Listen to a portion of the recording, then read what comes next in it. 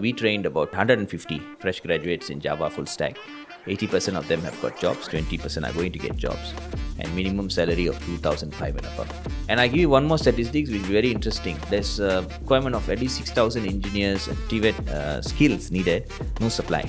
Employers are also waking up to the reality, and they also realize that their workforce need to be upskilled to catch the next wave, right? That's a big.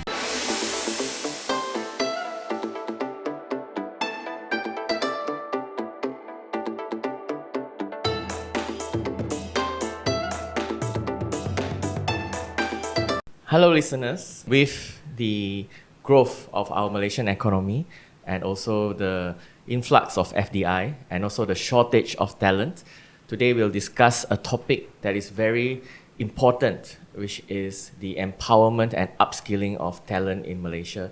So we have Dr. Gajendra Balasingham. Gajen, welcome to the show.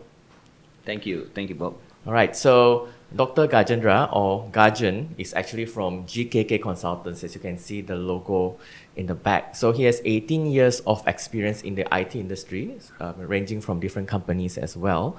He holds multiple certifications, ITIL, Agile, Lean Six Sigma, Lean It, and BITAF as well. That's why he's a doctor, many certifications. And Gajen, can you tell us more about GKK Consultants? GKK stands for Golden Key to Knowledge.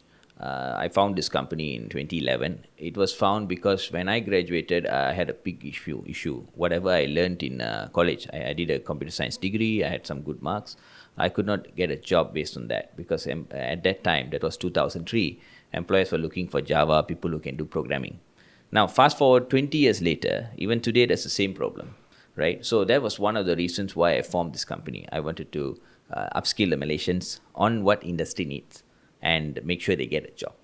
So 20 years fast forward, we trained about 150 fresh graduates in Java full stack. 80% of them have got jobs, 20% are going to get jobs, and minimum salary of 2,500 and above. Yeah, so the problem led to a solution that which led to GKK. Basically. Yes, golden key, right? Yes. So I think back when you first graduated, there was this problem. Why do you think there is this gap between higher education and also the demand in the market? Good question. I think government is trying its best to fix this problem, but government alone cannot fix it. Multiple parties have to come together. That's where we to become change in the world, we have to change ourselves first. That's the reason why I formed this company. I see that we don't put what the industry wants into the syllabus. Number two is very less hands-on and skills. That's why currently the TVET is a better option, and it's a hot topic that's spoken about because more hands-on work happens there, right? And in industry is willing to hire Malaysians. They are more than willing, but they need someone who can do the job on the go, right? They don't have the time and the bandwidth to train them for 1 month, 3 months, and then deploy them in the job. So that's why the skills are very critical and important. You mentioned Java just now. In my previous experience, I was part of an academy that also teach a bit of coding as well, even the full stack coding as well. Right. And you mentioned that when you graduated, this was lacking, and today they still need Java. And when I talk to you, you say they're still looking for Java developers. Yes, surprisingly. And another thing that's very worrying is when I trained these graduates in Java full stack, I did not focus on C++ and others because I saw the syllabus, it showed it has. But when they went for interview, they couldn't pass certain interviews because it's only done on a high surface level in the college. So this is a big gap actually. And not only that, now we have more needs. Like now from Java full stack, now we're looking at cloud, we're looking at big data, we're looking at AI, machine learning, right? Which universities and degrees, they are not offering that, or they have, but in very high level, surface level. So that's not going to cut, right? That's a big gap there, right? And I know that through your LinkedIn, you meet some of these higher institutions, higher learning institutions. What is your observation so far? They are trying to get these courses in? Or? Good question. Universities, academia, they are very much eager to fix the gap, but they need to be handheld. They need to be helped and assisted. That's where we work with universities. We help them develop their micro credentials, their intervention programs. But the problem is it takes time to market, time to go live, right? So that takes maybe 6 months, 8 months, 1 year, but we don't have so much of time. So that's a challenge in the market now. Yeah. And yeah, so that's how you started and why you are so passionate today. So tell us more about the early years of GKK Consultants. You mentioned you started back a decade ago. So how was your early years then? Yes, it was a struggle, but somehow we actually it was a group of friends. So it's very ironic that first training I got it was in an MNC company where the trainer screwed up the first day. He got fired, so they asked me to do the training. So I became the accidental trainer, right? And then I liked it a lot. They loved the training. After that, I ended up doing about 15 or 20 sessions, and then I didn't have time. So I got my friends from other companies. So I think we were the first training provider to bring industry people to do professional training, because those days trainers were like working full-time trainers. What year was this? 2011. 2011, those kind of. So I was still working. I was doing this part-time.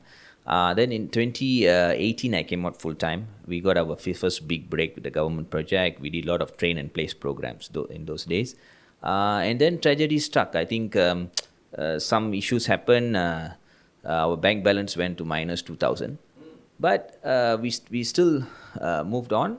We did a lot of training overseas. Maybank was kind enough. They gave us a term loan, supporting loan.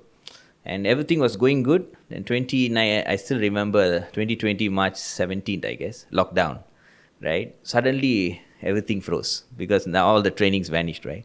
What are we going to do? So either we close down or wait until they open up after the COVID, or we find another way. So we in 5 days we moved all our modules online. I think that's when I got to know you also, through Mavericks, another good friend. I joined his program for Facebook and marketing, and he recommended me to you for LinkedIn, since you are the LinkedIn Sifu, right? So we did a lot of courses online. So 5 days we moved our programs online. We started training online. I think 2 months later we got a project from government to train retrenched people. Everything was done online. So it was really crazy. But today I look at it, I think that was the best thing to happen. And then our turnover went up by about 60%. Today we are doing revenues of about 10 to 20 million a year. So very grateful to that journey, right? That's it's good to hear that, because it is something you are passionate about, and of course, good that something you're passionate about also gets a good return, a good turnover as well. And I think what you mentioned was you were helping those who are unemployed. Right, and I see some of your LinkedIn posts, and also personally talking to you, you are very passionate about helping the unemployed. And in Malaysia, we not only have unemployed, we have underemployed. We have a lot of people who are have the right certifications, but are driving Grab or doing gig work. Right. So, how are you looking to help these people? This is a common problem. Government acknowledges this. There are various initiatives available. But the sad part is public is not aware. Like we're doing program focusing on, let's say, Bumi Putras, where we are upskilling them from those who are working in IT, and we can skill them into AI, DevOps, or certain programs. And then we have proof to see that within 6 months, 1 year, their salary goes up by 50%. One person's salary from 4,000 went up to 8,500, because the skill, that's what the industry wants, right? But people are not aware of these programs. Sometimes government have intervention programs, right, which they don't know or they don't sign up for. I think at one point of time, certain agencies had programs for Grab drivers also, how they can upskill. I'm not sure if it's still available though. So these working people who are unable to move their career, there's a lot of avenues to improve. That's what we are passionate about. Second is those that are Grab drivers, how they can skill up. This is an ongoing challenge, because I can say this officially. It's a short-term happiness but long-term suffering. Because now you're earning 5,000 a month, let's say, right? End of the day, you and I also like gig worker, but ours is specialized skill, so it's different, right? It evolves. But Grab tomorrow, if you have robots driving the car, or drones doing delivery, then humans are not needed. What will happen to these people? They don't have skills. So I think one side is awareness that they need to change, and the other side is companies like us, GKK, as well as government, to do intervention, identifying their gaps and improving them. So that's where TVET comes in also. Right? So how we can skill these people so that they can go into other industry. They may not earn immediately 5,000 a month. They could take a small cut, but they have a career path. Like this will stop. It may stop in 2 years, 3 years, or you never know. It may even stop next year. Like what happened to EV cars and Self-driving cars. self-driving cars, right? It just happens, right? And now those days the change was always 5 years. Now it's 3 years. From 3 years now, I think it's every 6 months or faster. So it's a very erratic situation actually. Yeah, you mentioned awareness, right? A lot of people don't know a lot of these programs are free. And even sometimes they pay you, right? Yes. So when we tell them, they're shocked. Then the other challenge that we always have is they sometimes think it's a scam and all that. So of course we give the link where they can go and register. They can refer it from the government website and all that. Then they're very grateful after that. Like this candidate who got a 100%, 50% salary. Actually it's 100% salary rise, sorry, which is crazy, right? But of course, it's a journey, so it takes time. So this is what I'm passionate, because giving someone hope by giving them a skill is better, is sustainable, compared to giving them money and keeping them, helping them in their welfare.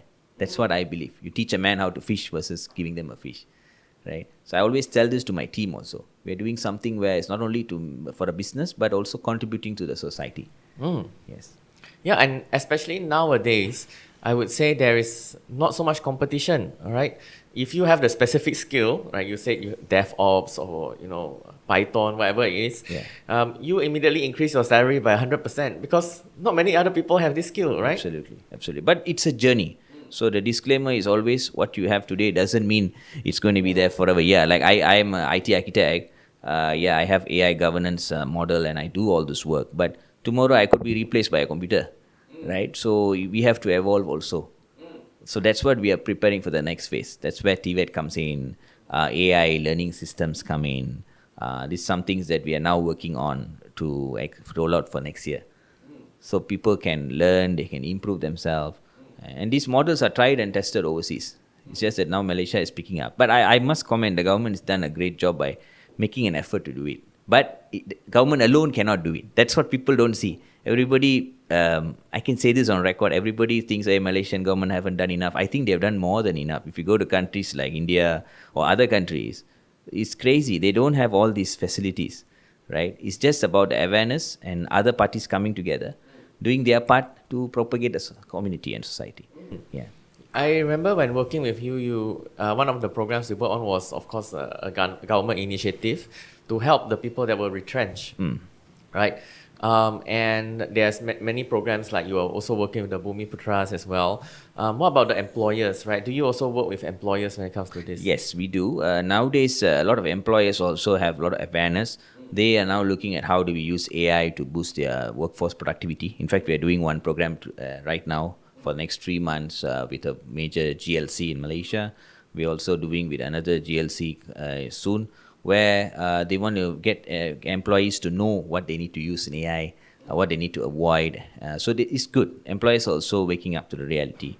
And they also realize that their workforce need to be upskilled to catch the next wave, right? There's a big digital transformation and initiatives going on.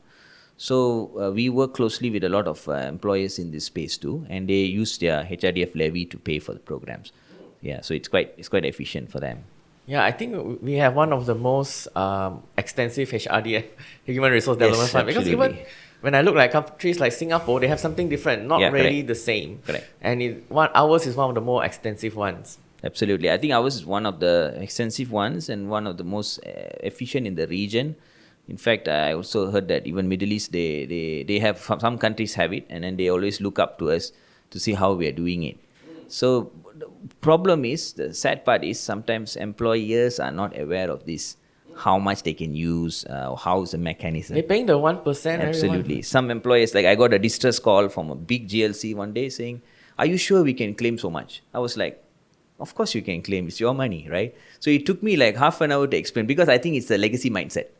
And there's always a disconnect between the working level and the management sometimes, So that's where we come in and help to resolve it, and it's quite interesting. Yeah. Yeah, and the next thing I want to talk about is you are also the founder and director of Career TVET College. Yeah. So I recently visited countries like Australia or even Europe, right? Right. TVET is a big thing. Like you are let's say you are a plumber or you are an electrician. Wow, you get Yep. you earn more than a doctor in Yeah. those Yeah. countries. Absolutely. So like, how is TVET in Malaysia right now? Okay, so the good thing is government is consolidating all the TVET agencies under one umbrella, which is very good. I think they've spoken about for the last 5 to 6 years, and now it's coming to fruition, which is very good. Employers are open to taking TVET graduates. Like you look at the job description nowadays, they will say degree, diploma slash TVET graduates, which is good. Last time it's only degree, so a lot of people cannot enter, right? Challenges, awareness again from public.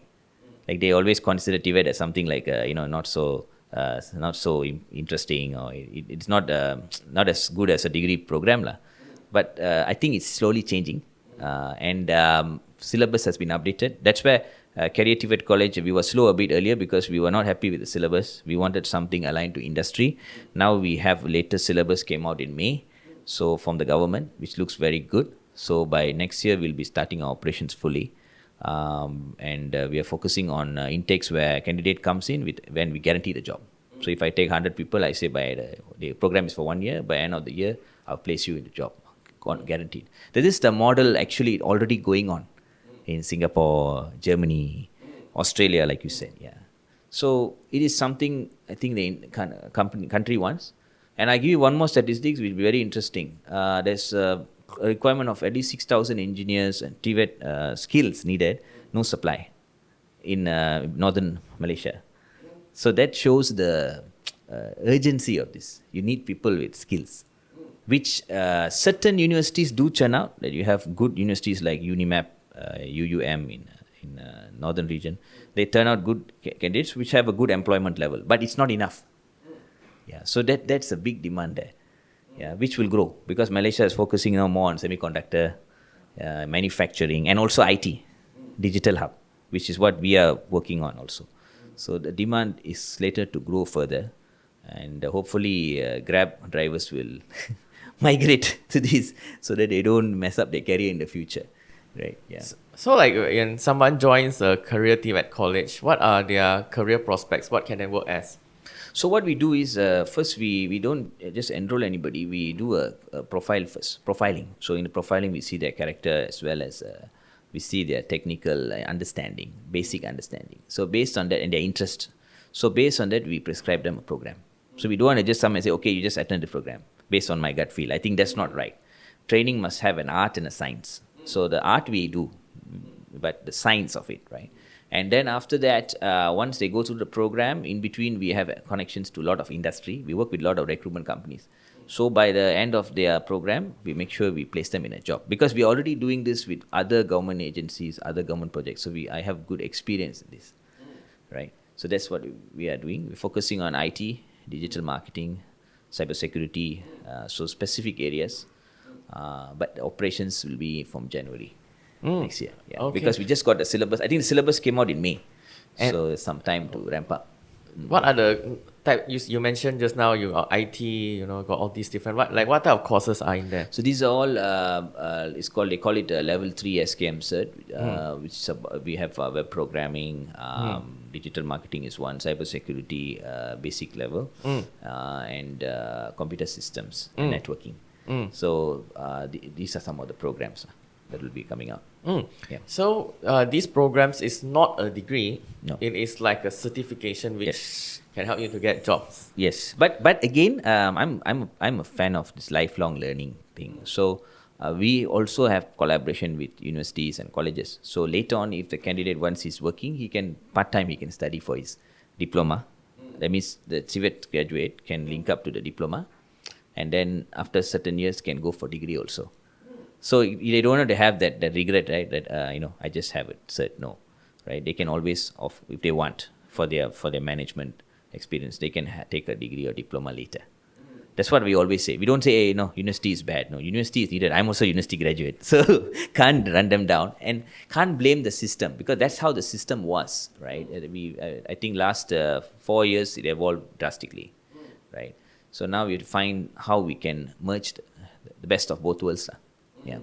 Because I see a lot of young people and even some of my friends when I was growing up, they are very skilled, but they're not, I would say, bookworms. Yeah, correct. They are not learner. They cannot sit down and read, but they can, in Kemahiran Hidup class, they can build things. Correct. They can build circuits and things like that. And I see a lot of like young people right now doing gig economy, right?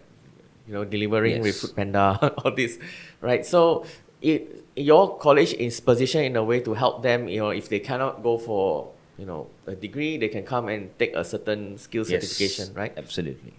And the good thing, that's another thing. A lot of people are not aware. Like we have this IT and this program, but let's say this person is very good in welding or machining and all that. They can join government polytechnic, where it's sponsored. They're not paying much, very little for your upkeep. That's it.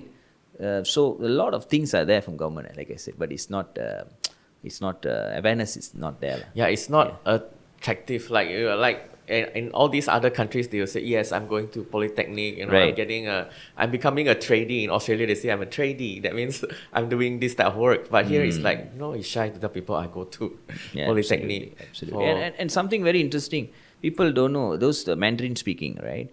They become Mandarin speaking in call center. Guess how much is the entry level salary? Fresh graduate. 5K? Absolutely. Yeah. Entry level IT graduate gets 3,000. Mandarin speaking graduate gets 5,000. If they work night shift, they get 6,500. Oh. But uptake is low. People are not aware, or they don't see it as a profession, right? But I started off as call center because I couldn't get a job in IT. So I started off, I got no choice. I started off as call center, but that was very helpful for me. After 1-2 years, I somehow managed to move to IT. So it is something that I believe should be done right now, which is updating skills. Certification follows the skills. Those days they say certificate. Certificate paper is not sufficient. Now it's the skills and the certificate. Of course, if you're a fresh graduate, employer will still take you. They're not going to turn around and say, do you have experience or not? They're not going to say that. But then they take you with that salary, whatever it is, 2,000 or 2,500. Take it. Get the experience, right? And then you do better. So that's what we're doing in Sabah now. We're training those really school dropouts. Because I can't certify them in IT. I can't train them in IT immediately. So I train them in hotel management. Then I put them into hotels. At least they get their 1,008 salary, 1,005, 1,008. And then with overtime, 2 plus. Over years, they have a career in hotels. And Sabah is a booming market for hotels. Yeah. So that should be and we give them certificate also from UK, so TVET certificate. So it helps them in their so-called career path, right? Yeah. Yep. So thank you, Gajen. And next year, Career TVET College will start. You are in the midst of providing all these upskilling courses, whether it's for Bumi Putras or for people who want to upskill themselves. So what do you think can be done more besides this, right? We have both of these, which is very good already. What do you think, whether the government or whether the employers can do more? Okay, thanks. That's a good question, actually. My personal view is I think government has already done as much as they can. So as long as they can factor the good projects that they have done, like those like I mentioned, like hotel management, training these SPM leavers, or upskilling for Bumi Putras, for retrenched people, for Malaysians, they can factor this into their new budget for next year is sufficient. What needs to be done more is more industry participation. Industry can't just say, graduates are not good, outcome is not good. What's the effort you're putting in? If you're not sure, engage companies like us, because we know what works, what doesn't work. We can assist to, on a pro bono basis to guide. It's okay. Because end of the day, it's also helping my agenda of helping those Malaysians get a job, right? Get skilled, right? I think that's something that really needs to come. Associations are doing what they can. That's very good.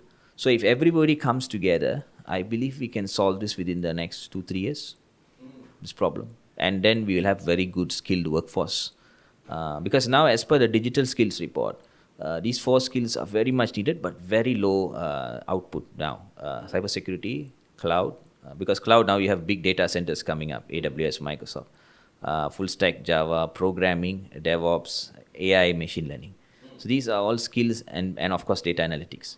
That we've been talking about this. We've been really looking at it. A lot of agencies have been cracking it. Sometimes we have been successful also. We secured a big fund from government to train about 600 people over the next 1 year plus. But it's just, if you spend 600 out of the thousands, right, it's just drop in the ocean, right? So I think this has to be a collective effort from what I look at it. So yeah, the industry is very important. I think government is doing a lot of things already. Yeah. And of course, I think it is a no-brainer because there's a lot of demand. Absolutely. And I think one thing people are not looking at, go back in time to the schools, instill that interest of STEM. I think our Honorable PMX have been talking a lot about it. But if industries come along with associations, work with the ministry, with schools, I think that will be really good. Because then, at least the guy's interest is there from beginning.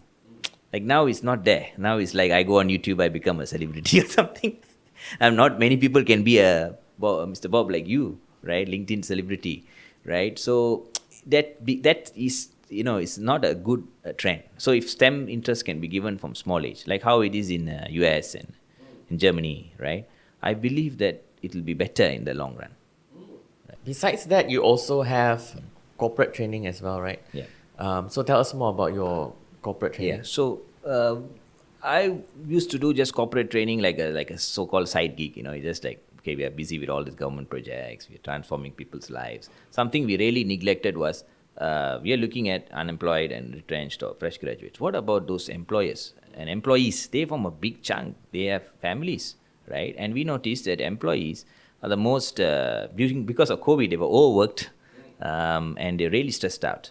So we've changed our focus since last year to focus on companies to do mental health, communication skills, presentation, soft skills, leadership skills, and we notice a common trend. Most of those who are promoted from worker to supervisor or supervisor to manager, right, can't manage the new transition. So we've come up with programs like People Grower program, leadership program. So it runs over a few months, and then we monitor their progress, and that went a long way. So we are doing with a major healthcare firm, $1 billion valued healthcare firm. We are doing with big food companies, MNC companies. So we have good business in that. But what's more fulfilling for me personally is this candidate's improvement, because we see it after 3 months, 4 months. The manager of his is happy also. Or their bosses are happy. Okay, this guy now no more scolds at his staff, because he was an employee. He was used to being scolded at. So when he became a leader, he started scolding the staff, right? So it's not that his behavior has changed. I think that's something very fulfilling, right? And then of course on top of that, we do a lot of these IT programs and trainings and certification. That was our bread and butter from before. So that continues. Yeah. So from upskilling them, and of course, training their leadership, and also when it comes to mental health and things like that as well, helps the employers or the corporates retain their staff as well, right? They're more happy, upskilled. Absolutely. And the performance and productivity goes up. I think constant training, retraining is needed to keep the employee motivated and also skilled. Yeah, that's another key part. Like I shared earlier, like now how to use AI. It's a simple thing. Like the day I was talking to a highly valued company, they didn't even know how to use ChatGPT. So they know what is ChatGPT, but they never thought that they can use it for their company. So that was quite shocking actually. But after we went on training and all, they were very happy and then a lot of people don't know that Microsoft Excel can actually do data analytics, because it's a Microsoft 365 cloud, right? So you can actually run a lot of things compared to the earlier Microsoft version. So these are some of the programs also that a lot of employees now are looking at, which is good. I mean, it's serious to make use of their fund and get their employees skilled. Yeah. All right. Yeah. So before we go, I think this is a time to share some of the programs that GKK Consultants have. So maybe what can the public be aware of as of now? Thank you. So we are coming up with, we don't believe in just instructor-led programs. So we are coming up with a AI-based learning management tool along with instructor-led online and offline. So we're going to come up with a suite to cover these four core digital skills. So those who want to attend, they can join and at a nominal fee and learn. It's basically AI, DevOps, machine learning, big data analytics, cybersecurity, and most important, cloud. Because with the explosion of the Amazon and Microsoft data center, there's going to be big demand for jobs next year, following year, and again less supply. So we believe with these kind of offerings, public will benefit. Then if you have people who are retrenched, please apply for your EIS SOCSO. Sometimes I find it very sad, they don't apply. So the minute you're retrenched, you get a letter. If you don't apply within 60 days of your last day of work, you can't enjoy the benefit. Hey, what is that? SOCSO EIS is basically a scheme where those who are retrenched, they will be paid half salary for maybe 2 or 3 months, which I think goes a long way. Yeah. And then on top of that, those who got that benefit can apply for our certification program, right? So that comes cybersecurity, and we have ESG.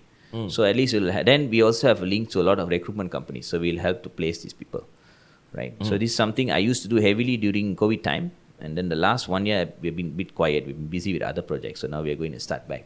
Because we noticed the retrenchment wave is also coming, not because anything wrong with Malaysia, because US companies are like reducing their operations. So all those IT tech jobs reducing, or manufacturing, there's shut down in one plant, but another plant is operating. So something like that. Yeah. It's always like that. I remember working with you on one of these in Cyberjaya, going somewhere else. Right. So I believe this will really help. Right? So these are some of the things we're working on. And of course, next year will be our career TVET college. We're very enthusiastic on that. The team thinks I've gone mad because it's a lot of work. But I believe that's the future. TVET is the future. Yeah. So, one step at a time. All right. So for any information, can check out Gajen on LinkedIn. So you can find him, Gajendra Balasingham, on LinkedIn. And of course, GKK Consultants website as well. We'll put the link in the description. Thank you, Gajen, for coming on. Okay. Thank you, Mr. Bob. Thank you for the opportunity. Thank you. Okay.